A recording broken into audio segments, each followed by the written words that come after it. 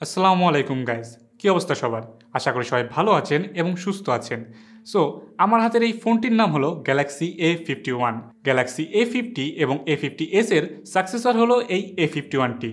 বাজেটে one of the best, premium এবং elegant looking এবং ভালো একটি ফোন আমার বিবেচনায়। বিগত 4-5 দিন ধরে আমি এই ফোনটাকে আমার ডেইলি ড্রাইভার হিসেবে ব্যবহার করে এসেছি। সো আমার পার্সোনাল অভিজ্ঞতা আপনাদের সাথে আজ শেয়ার করব।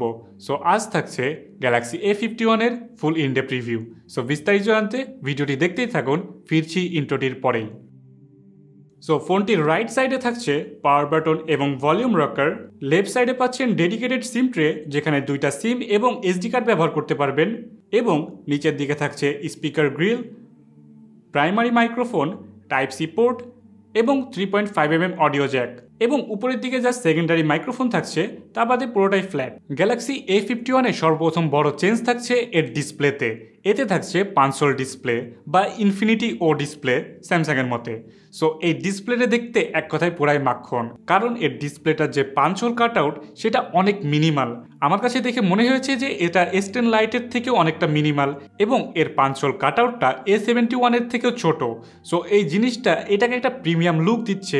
তার পাশাপাশি একটি সিমেট্রিক্যাল লুক থাকছে ওভারঅল এবং একটা বক্সি টাইপের শেপ থাকছে, যদিও বা এর এজগুলোর অনেকটাই রাউন্ড। তবে পার্সোনালি আমার কাছে এই ডিজাইনটা খুবই ভালো লেগেছে। ডে টু ডে ইউজে একটি অন্য রকমের মাত্রা যোগ করছিল এবং এটার বেজেল খুবই কম, যার কারণে অনেকটা ইনফিনিটি একটা ভাইব দিচ্ছিল এবং মনে হচ্ছিল যে প্রায় অনেকটাই স্ক্রিন ইউজ করছি। যদিও এটার স্ক্রিন রেশিও খুব একটা মাইন্ড ব্লোয়িং কিছু না, তবে এর ওভারঅল ডিজাইনটা আমাকে অ্যামেজ করেছে।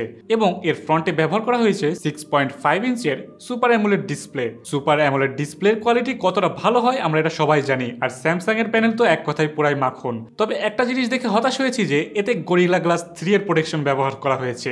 মোটেও আশা করি নাই। গরিলা গ্লাস 5 হলে আমার মতে ভালো হতো, তবে ওভারঅল চলার মতো, খুব একটা খারাপ কিছু না। সো ওভারঅল ডিসপ্লে এক্সপিরিয়েন্স এক কথায় পুরোই অসাধারণ ছিল। কন্টেন্ট ওয়াচিং থেকে শুরু করে সব ধরনের মিডিয়া ইউজেজে আমি পুরোটাই উপভোগ করেছি।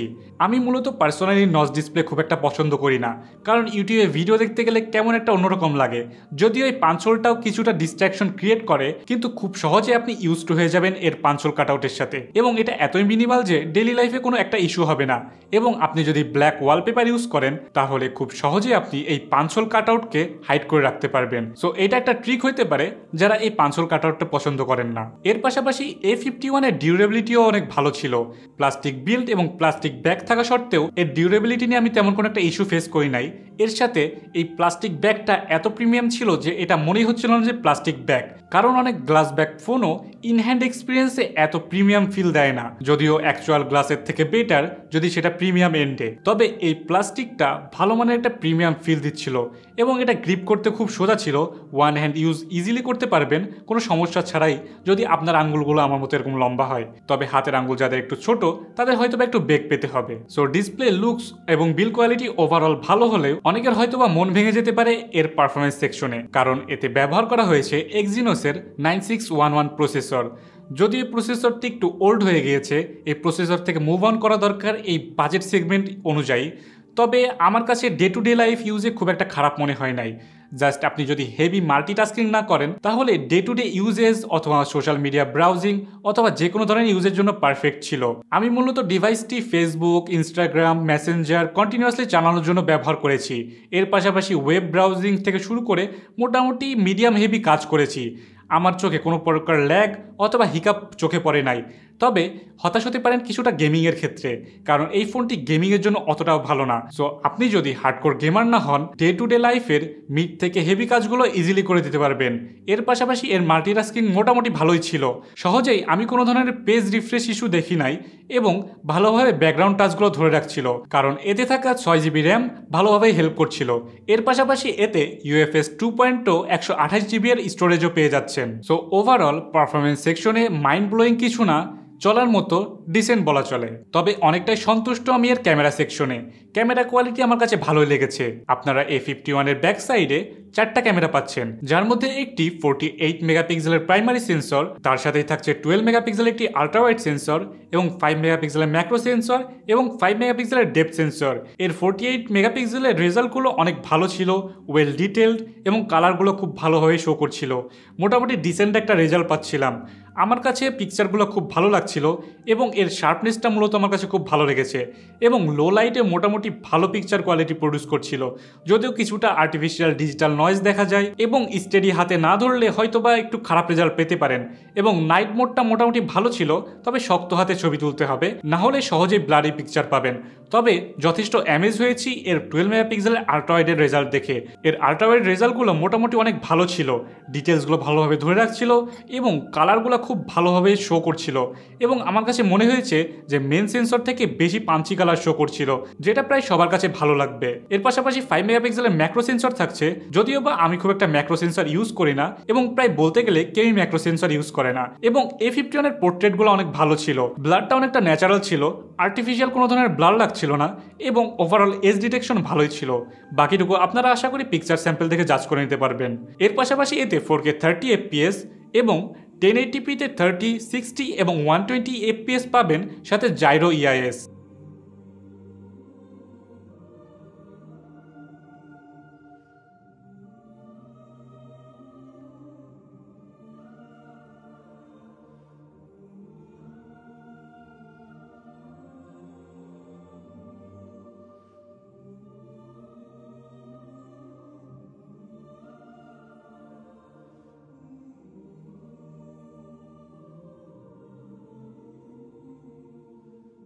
এরপরে ফোনটির ফ্রন্টে থাকছে একটি 32 মেগাপিক্সেলের সেলফি ক্যামেরা, যা আমাকে অনেক ভালো একটি রেজাল্ট প্রডিউস করেছে। যদিও বা আউট অফ দ্য বক্স একটু ফেস স্মুথনিংয়ের একটি স্বভাব ছিল, তবে এটা আপনারা সেটিংস থেকে অফ করে নিতে পারবেন। তারপরে অনেকটা ওয়েল ডিটেলড এবং শার্প রেজাল্ট পাবেন এবং ওভারঅল ভালোই ছিল।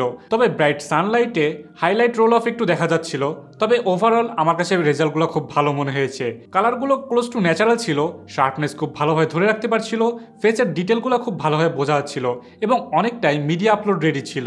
সো ওভারঅল এর ফ্রন্ট ক্যামেরার স্যাম্পলগুলো ভালো ছিল। বাকিটুকু আশা করি আপনারা দেখে জাজ করে নিতে পারবেন। গ্যালাক্সি A51-এ আপনারা আন্ডার ডিসপ্লে ফিঙ্গারপ্রিন্ট সেন্সর পাবেন, সাথে ফেস আনলকও। আন্ডার ডিসপ্লে ফিঙ্গারপ্রিন্ট সেন্সরটি আমার কাছে অনেকটা স্লো মনে হয়েছে। আগের A50, A50s এর মতো অতটা স্লো না হলেও, তবে যদি আপনি এই সেগমেন্টে অন্যান্য ফোনের সাথে বা অন্যান্য আন্ডার ডিসপ্লে ফিঙ্গারপ্রিন্ট রিডারের সাথে কম্পেয়ার করেন, তবে বলবো যে এটা কিছুটা স্লো। এবং এর ফেস আনলক যথেষ্ট ফাস্ট ছিল, তবে ওটা অতটাও সিকিউর না। তবে আমি most of the time face আনলকই ব্যবহার করেছি। হয়তো বা এটা যদি ভবিষ্যতে কোনো আপডেটের মাধ্যমে ফিক্স করা সম্ভব হয় তাহলে ভালোই হতো। তবে মোটামুটি চলার মতো একটি স্পিড ছিল। অ্যাট লাস্ট আসা যাক এর ব্যাটারি ব্যাকআপে। এর ব্যাটারি ব্যাকআপ নিয়ে আমি পুরাই মুগ্ধ। এতে 4000 mAh এর ব্যাটারি থাকছে এবং হেভি ইউজে সারাদিন মিডিয়া কনজাম্পশন লাইক ইউটিউব অথবা মুভি দেখা এবং পাশাপাশি ফেসবুক, মেসেঞ্জার, হোয়াটসঅ্যাপ, ইনস্টাগ্রাম এগুলো চালানোর পরেও আমাকে ইজিলি 7 to 8 আওয়ার্স মতো এসওটি প্রোভাইড করছিল।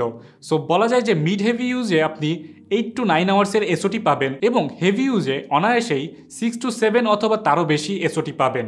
এবং যারা নর্মাল ইউজার তারা ইজিলি এক চার্জে এটা 2 দিনের কাছাকাছি পার করে দিতে পারবেন। তবে এতে থাকছে 15 ওয়াটের ফাস্ট চার্জিং। তবে খুশি হতাম যদি এতে 25 ওয়াটের ফাস্ট চার্জিং থাকতো। তবে 15 ওয়াট খুব একটা খারাপ না, মোটামুটি ফাস্টই ফোন চার্জ হচ্ছিল। তবে 1 ঘন্টা 30 মিনিটের কাছাকাছি লেগে যাচ্ছিল ফোনটি ফুল চার্জ হতে। তবে খুব একটা খারাপ না, আমার ডেলি লাইফে তেমন একটা ইস্যু হয় নাই এবং খুব সহজে ব্যাটারি ড্রেন হচ্ছিল না। সো বারবার চার্জ দেওয়ার কোনো প্রয়োজন। সো এই ছিল গ্যালাক্সি A51 এর ফুল রিভিউ। আমার কাছে মনে হয়েছে যে এটা বাজেটে one of the best, premium এবং এলিগেন্ট একটি ফোন হতে পারে। আনঅফিসিয়ালি বলেন অথবা অফিসিয়ালি, এটা আমার কাছে বাজেটে ওভারঅল একটি প্যাকড ফোন মনে হয়েছে। তবে পারফরমেন্স নিয়ে কিছুটা দ্বিধাদ্বন্দ্ব থাকছে, কারণ হেভি ইউজারদের জন্য এটা না।